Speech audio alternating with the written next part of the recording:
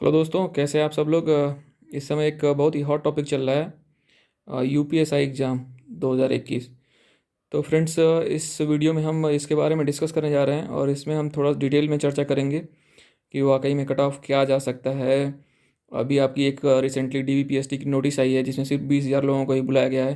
तो उसके बाद में क्या कितने लोग एलिजिबल हो पाएंगे, कितने लोग नहीं एलिजिबल हो पाएंगे, जो लोग कट ऑफ से थोड़े से दूर हैं या फिर नियर अबाउट में हैं, उनको क्या करना चाहिए, आगे की क्या स्ट्रेटजी होनी चाहिए, उसके ऊपर हम लोग डिस्कशन करेंगे डिटेल में।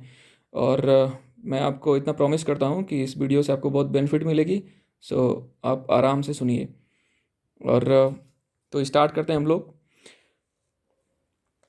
जैसा कि आप सब लोग जानते हैं कि इससे पहले जो एग्ज़ाम हुआ था उसका मीन्स नेट से मैंने डेटा लिया है तो 217 2017-18 दिखा रहा है और अप्रॉक्स 3300 पोस्ट थी और 5 लाख लोग अपीयर हुए थे।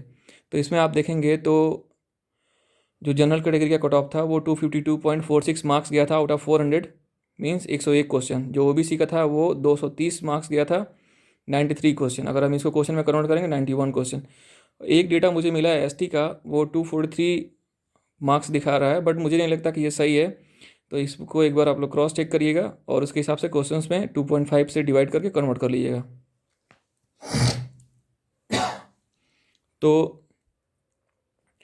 अब इसमें हाँ, फीमेल्स का जो है वो जनरल में आपका 90 क्वेश्चन गया था, 224.58 मार्क्स, और ओबीसी का गया था 217.56 मार्क्स, 87 क्वेश्चंस। और एससी एसटी का डेटा वहाँ पे अवेलेबल नहीं था।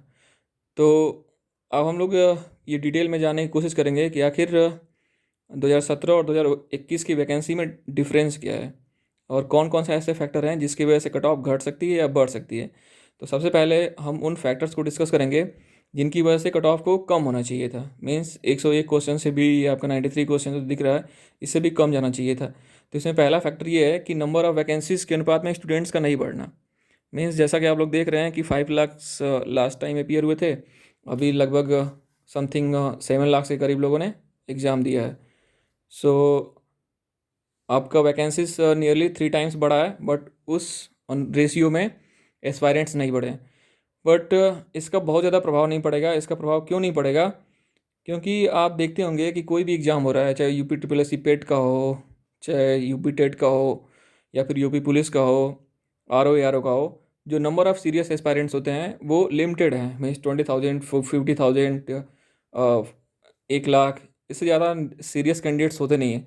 तो अमूमन जो उसके आगे की भीड़ होती है वो सिर्फ मतलब भीड़ बढ़ाती है, उतना ज़्यादा कट ऑफ के ऊपर इफेक्ट नहीं डालती है।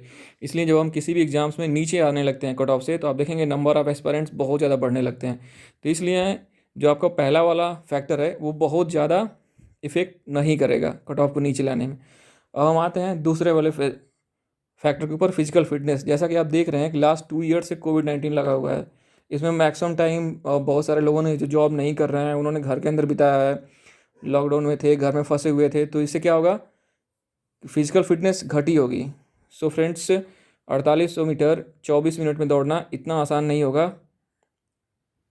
28 मिनट में 4800 मीटर दौड़ना इतना आसान नहीं होगा। 24 मिनट में जो होता है वो कांस्टेबल के लिए होता है, एसआई के लिए आपको 28 मिनट में दौड़ना इतना आसान नहीं होगा। फ्रेंड्स, मैं एनआईटी पटना में आपका एथलेटिक्स इवेंट्स का कोऑर्डिनेटर रहा हूँ और मैं खुद ही एथलेटिक्स में पार्टिसिपेट करता था। तो मुझे पता है कि जितने लोग इस वीडियो को देखेंगे या फिर कट ऑफ के बारे में सोच रहे होंगे, उसमें से 50% को अगर कल रनिंग के लिए लाया जाए तो वो दौड़ नहीं पाएंगे। एक एक रन में एक बार में 5 किलोमीटर दौड़ना ही डिफ़िकल्ट है, टाइम है उसे कंप्लीट करना एक अलग बात है। तो ये इफ़ेक्ट डालेगा बहुत हैविली जो है कट ऑफ को नीचे लाने में। अब ये सब कुछ चीज़ें हैं, जैसे कुछ सीरियस एस्पायरेंट्स का ओवर एज हो जाना, तो फिर दूसरे लोग तो जुड़ ही गए होंगे नए लोग, और ये चीज़ें हैं दूसरे एग्ज़ाम में सेलेक्ट हो जाना। तो जैसे कि अभी दिल्ली पुलिस का, एसएससी जीडी का और दिल्ली पुलिस कांस्टेबल का फाइनल रिजल्ट आया है। कुछ कुछ और रिजल्ट्स आते रहते हैं स्टेट्स के, तो उसमें कुछ लोग चले जाएंगे, तो सब लोग नहीं आएंगे। और ये एक बड़ा फैक्टर हो सकता था कि नीट एंड क्लीन अगर फेयर सिलेक्शन होता तो नंबर ऑफ़ सीट्स बहुत ज़्यादा थी, तो कट ऑफ इससे कम ही जाती। लेकिन ऐसा, जैसा कि आप सब लोग देख रहे हैं यूट्यूब पे जितनी बातें हो रही हैं और जो सर्कुलेट हो रहे हैं क्वेश्चन मार्क्स और आंसर, उससे आप देख सकते हैं कि ये उतना असर नहीं करने वाला है, क्योंकि बहुत ही अनफेयर सिलेक्शन होने के चांसेस हैं। बहुत सारे लोगों के 150 क्वेश्चंस के ऊपर हैं, और मैं भी एक पेरेंट्स हूँ, आप लोग भी जानते होंगे, आप सब लोग एग्ज़ाम देते हैं। 160 में 150 से ऊपर क्वेश्चन सॉल्व करना इतना आसान नहीं है। और जो अगला फैक्टर है वो बहुत सारे कैंडिडेट का एलिजिबल ना होना। जैसे बहुत सारे लोगों की आइज़ में प्रॉब्लम होती है, और बहुत लोगों की हाइट नहीं है, वेट का इशू होता है, तो वो लोग बहुत पहले से ही मान लेते हैं कि हम इसमें कुछ नहीं कर पाएंगे, इसलिए वो फॉर्म ही नहीं डालते हैं। तो ऐसे बहुत सारे लोग होंगे जो फॉर्म नहीं डाले होंगे, जो कंपटीशन घटाना चाहिए था। तो ये तो हुआ। अब हम ऐसे फैक्टर्स को डिस्कस करेंगे जिसकी वजह से कंपटीशन बढ़ना चाहिए। तो दोस्तों, जैसा कि आप जानते हैं 2017 में पढ़ने का एक लेवल अलग था। लोग उतना सीरियसली पढ़ते नहीं थे, लोगों के पास अवेलेबिलिटी नहीं थी, बुक्स नहीं थी, ऑनलाइन टीचर अवेलेबल नहीं थे, तो उतनी सीरियस पढ़ाई नहीं होती थी। तो उस समय पेरेंट्स का लेवल उतना अच्छा नहीं था जितना अभी है। अभी आप हर एक किसी भी कंपटीशन का पेपर दीजिए, देख रहे होंगे आप, एकदम गला फाड़ कंपटीशन है, इतना आसानी से कहीं भी सिलेक्शन नहीं हो रहा है। दूसरा, यूट्यूब के आने के बाद में 2015 16 17 के बाद में फ्री डेटा अवेलेबल होने के बाद, और डेटा सस्ता होने के बाद में, आप देख रहे होंगे बहुत तेज़ी से लोग सीख रहे हैं, पढ़ रहे हैं, और चीज़ों को आसानी से समझ रहे हैं, इसलिए कट ऑफ बढ़ेगा। कोविड 19 की वजह से बहुत सारे लोगों की जॉब चली गई, और लोग घरों में बैठे हुए थे और सोच रहे थे कि बहुत सारी प्राइवेट नौकरियों से लोगों को निकाल दिया गया, तो लोग गवर्नमेंट जॉब्स के लिए ज़्यादा फोकस कर रहे थे। तो बहुत सारे लोगों ने अब फॉर्म अप्लाई किया होगा, तो ये बढ़ाएगा। और चौथा आपका जो सबसे इंपॉर्टेंट है वो है sectional cut off. Sectional cut off पहले क्या था, 50% था, उसमें बहुत सारे लोग आउट हो गए थे। सॉरी, 35% था।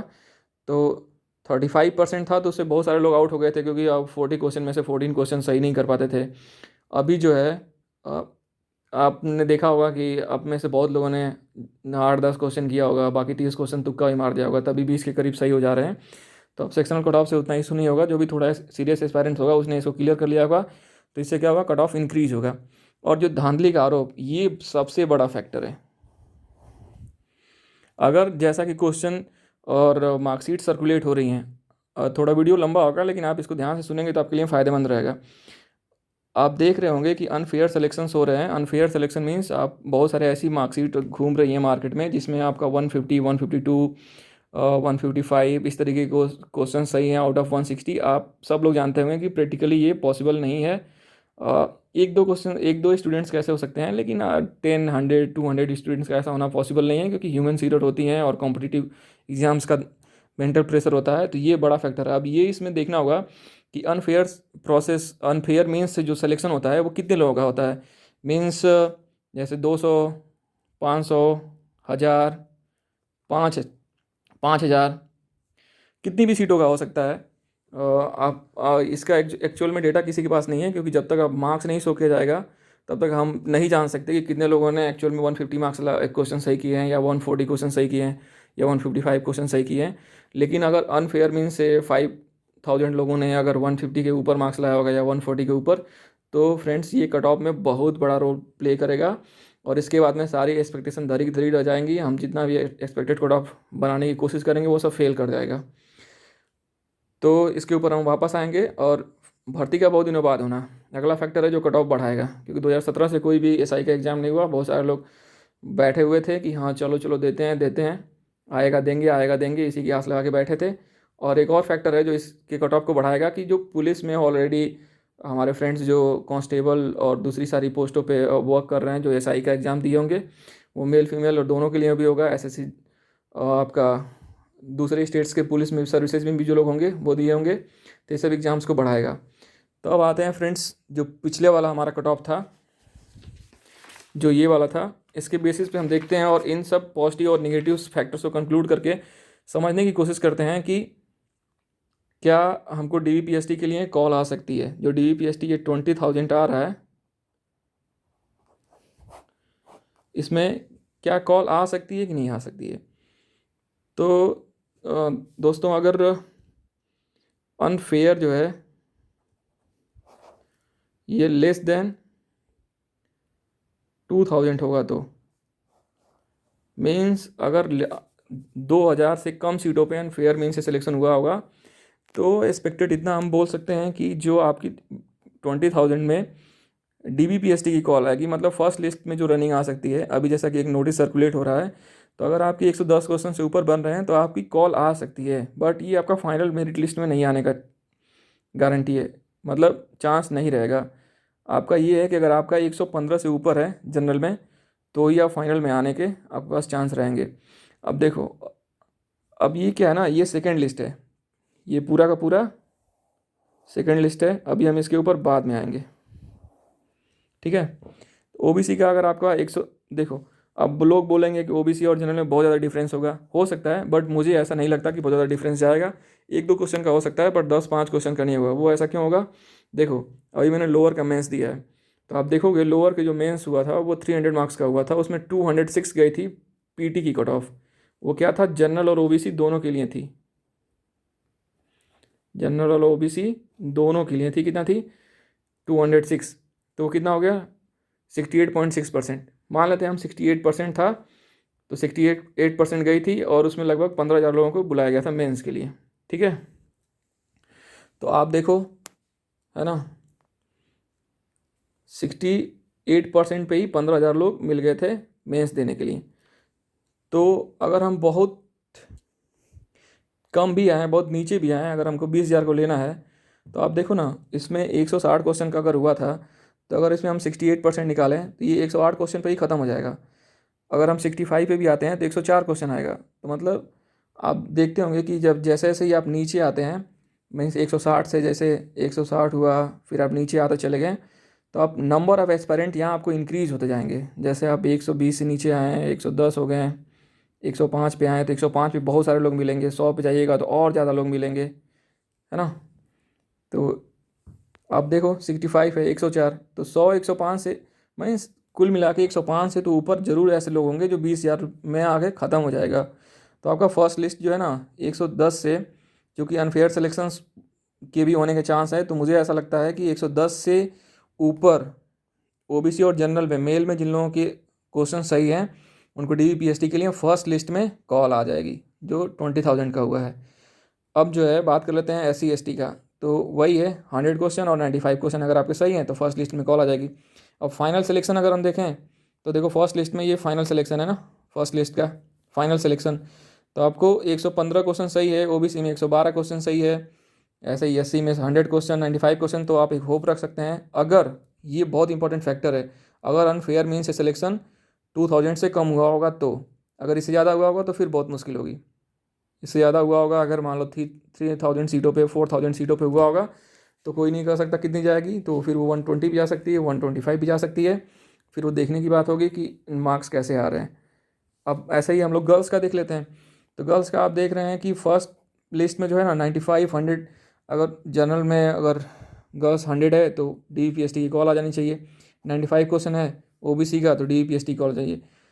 ऐसा लगता है कि 105 पे फाइनल सिलेक्शन हो जाना चाहिए, 100 पे ओबीसी का गर्ल्स का, 90 क्वेश्चन पे एससी एसटी का हो जाना चाहिए। बट गर्ल्स के लिए मैं बोलूँगा कि अगर आप सेक्शनल कट ऑफ भी क्लियर किए हैं ना, अगर आपका सेक्शनल कट ऑफ क्लियर है, सेक्शनल कट ऑफ क्लियर है, तो आपको फिजिकल की तैयारी करते रहनी चाहिए। फिजिकल की तैयारी करते रहनी चाहिए वो इसलिए क्योंकि मेरा जो एक्सपीरियंस है, मैं जब एथलेटिक्स कोऑर्डिनेटर था एनआईटी पटना में, तो मैंने एथलेटिक्स का इवेंट कराया था, उसमें बहुत सारे गर्ल्स और बॉयज़ सब लोग रनिंग में पार्टिसिपेट किए थे।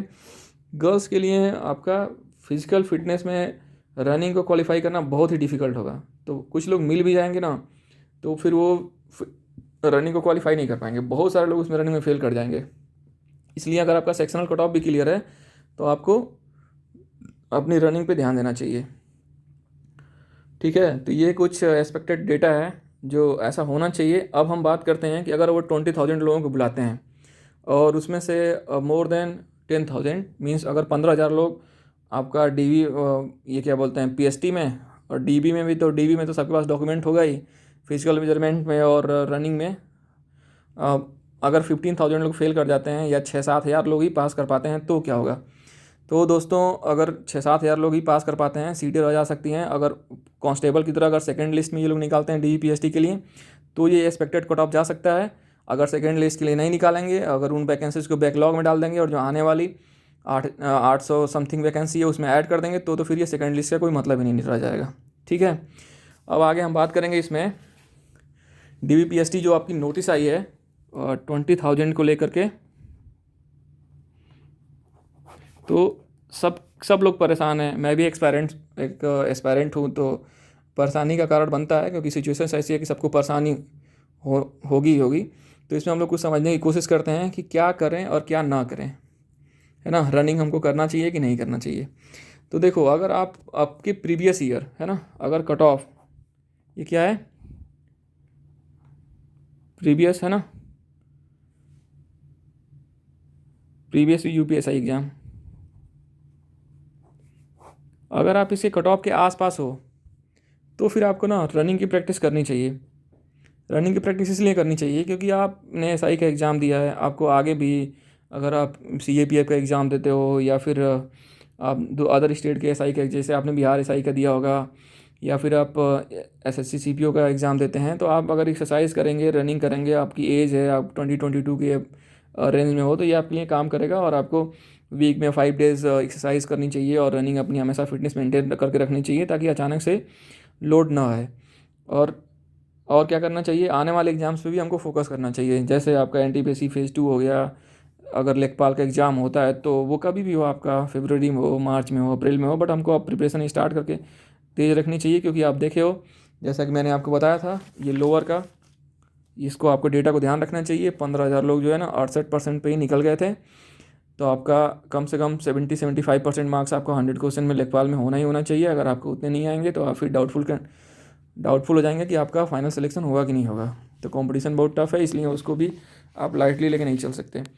और हमेशा पॉजिटिव सोचें, आप एक्सरसाइज वगैरह करते रहें, जो होगा वो देखा जाएगा।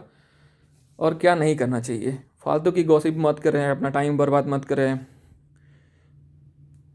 और अगर आप पुलिस फोर्स, और ये वही ऊपर की बात है, अगर आप पुलिस और फोर्स लाइन की अगर प्रिपरेशन करते हैं तो आपको फिजिकल फिटनेस पे कंटिन्यूसली काम करना चाहिए। और आपको क्लोज टाइप भरोसा ना करें किसी भी चैनल पे,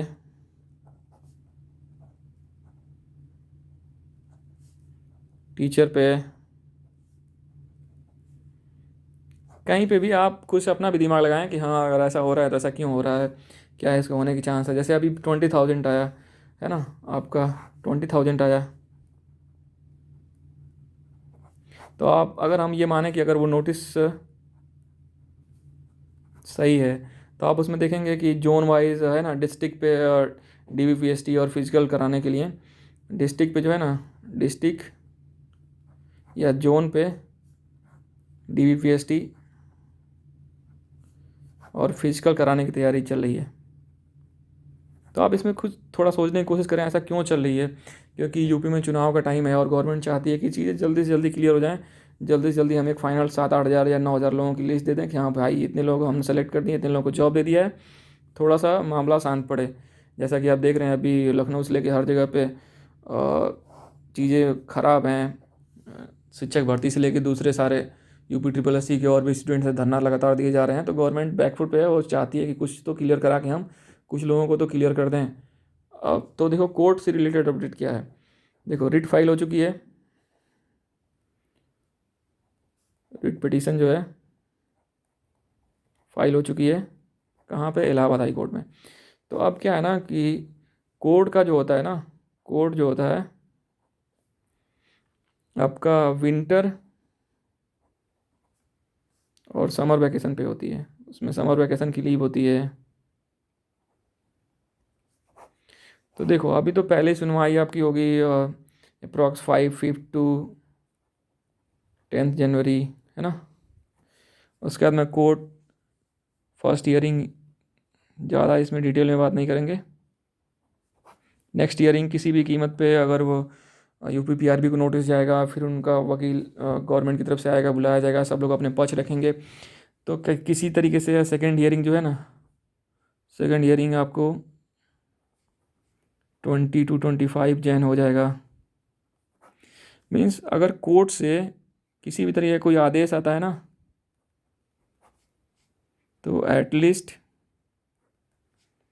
आपका 20 मीन्स फेब्रुवरी लास्ट से पहले नहीं आ पाएगा, फेब्रुवरी लास्ट तक आएगा। तो देखो, आप एक चीज़ फोकस करो कि अगर फेब लास्ट तक कोर्ट से अगर स्टे का भी ऑर्डर रहता है तो भी क्या होगा, ये तब तक क्या होगा, यूपीपीआरबी अपना काम कर चुका होगा। अगर उसको करना होगा तो यूपीपीआरबी बोर्ड को अगर इस वैकेंसी में कुछ लोगों को ज्वाइनिंग या फिर ट्रेनिंग देना होगा, तो वो करा के और आपको ट्रेनिंग दे चुका होगा, है ना। तो देखो, अगर आपकी ट्रेनिंग चल रही होगी, आप ज्वाइन किए हो, तो फिर आप कुछ सोचो ही नहीं ना। क्यों? क्योंकि फिर कोर्ट का जो आदेश आएगा उसको आपको फॉलो करना होगा। आदेश को क्या? क्योंकि हम इंडिया के सिटीजन हैं, और हॉनरेबल कोर्ट का जो भी ऑर्डर आएगा उसको हमें फॉलो करना होगा। तो इतना इसमें सोचना ही नहीं है। अब वो ऑर्डर चाहे जैसा भी हो, वो कैंसिल होता है, होल्ड पे जाना है, सब कुछ हमें करते रहना है। बाकी अब ये आपको अपने सोवियत से डिसीजन लेना चाहिए कि इसमें कोई आंदोलन हो रहा है तो उसमें मैं पार्टिसिपेट करूं या ना करूं, उसमें क्या करना चाहिए, मेरे अगले कौन से एग्ज़ाम है, क्योंकि आपको 15 जनवरी तक NTPC फेज़ 1 का भी रिजल्ट आ जाएगा। तो ये सब सोच विचार के आपको इसमें पार्टिसिपेट करना चाहिए। कोर्ट का मामला वैसे भी लेने जाता है, और यूपी पुलिस SI में कोई वैकेंसी ऐसी नहीं आई है जो बिना कोर्ट में गए हुए क्लियर हुई हो। अभी 2017 वाले का आप देख रहे हैं कोर्ट में केस सुप्रीम कोर्ट में चल रहा है। तो वो सब चीज़ें चलती रहेंगी, आपको बस जो चीज़ें फोकस करना है उसके ऊपर करिए, ताकि अगर आपको इस प्रोसेस में आपको बुलाया जाता है तो आप जाएं। और ये आपको 15 जनवरी से स्टार्ट होने का भरपूर चांस है। 15 जनवरी लास्ट डेट है, इससे पहले भी हो सकता है। 10 to 15 जनवरी से स्टार्ट होने का चांस है। तो आपको अपनी रनिंग और फिजिकल स्ट्रेंथ पे ध्यान देना चाहिए। तो फ्रेंड्स, मुझे लगता है कि हम लोगों ने बहुत सारी चीज़ों को इसमें क्लियर करना होगा। एक पॉजिटिव एटीट्यूड के साथ में पढ़ाई जारी रखें, और फिर मिलते हैं अगले वीडियो में। और पूरा वीडियो सुनने के लिए थैंक्स। चैनल को सब्सक्राइब करें, लाइक करें, और अगर अच्छा लगे तो लोगों के साथ शेयर करें। धन्यवाद।